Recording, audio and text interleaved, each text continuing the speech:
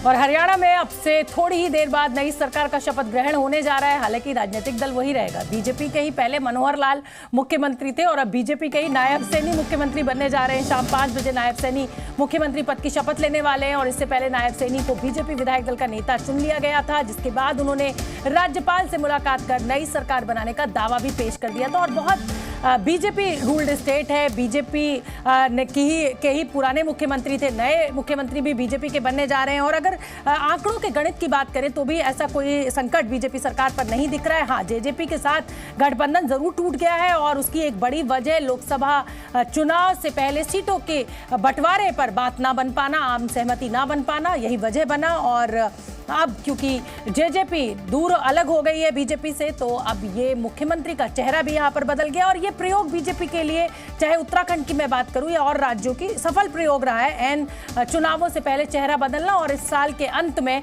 हरियाणा में चुनाव होना है।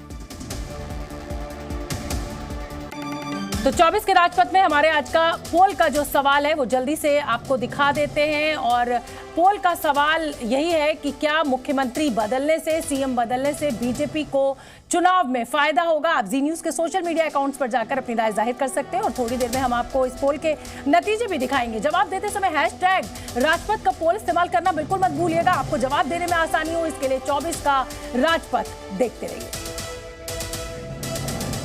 तो चलिए 24 के बिसात और हरियाणा में बदलाव आप जानते ही हैं।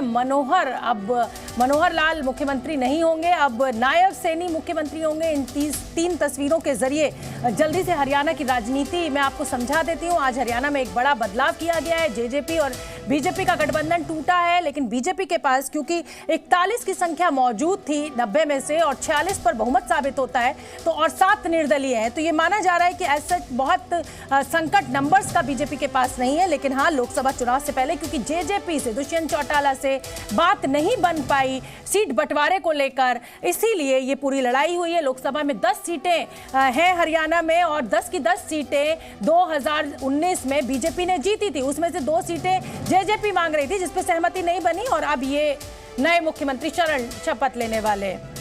और चलिए जल्दी से अब आपको 5 अपडेट बता देते हैं। हरियाणा में बदलाव की घड़ी जो है, पहला अपडेट जो है, मनोहर लाल ने मुख्यमंत्री पद से इस्तीफा दे दिया है। बीजेपी विधायक दल की बैठक हुई और इस बीजेपी विधायक दल की बैठक में नायब सैनी को नेता चुन लिया गया है। नई सरकार बनाने का दावा पेश कर दिया गया है। शाम 5 बजे नायब सैनी का शपथ ग्रहण समारोह होना है।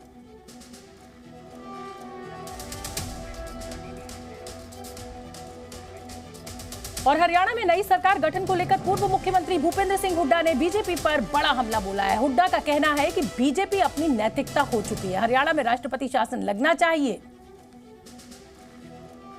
हरियाणा के पूर्व मुख्यमंत्री भूपेंद्र सिंह हुड्डा हमारे साथ है। सर, हरियाणा में जिस तरह से राजनीति बदली और नायब सैनी को अब बना दिया गया है नया मुख्यमंत्री, क्या कहना है इस घटनाक्रम पर आपका? सरप्राइज नहीं हूँ, क्योंकि ये लोगों की आंखों में धूल झोंकने का प्रयास किया जा रहा है। क्योंकि ये गठबंधन जब बना था वो कोई नीतियों के आधार पर नहीं था और ये मैंने पहले ही कह दिया था, ये समझौता हो गया था इनके गठबंधन तोड़ने का, जो विफलताएं हैं सरकार को उनको छुपाने के लिए।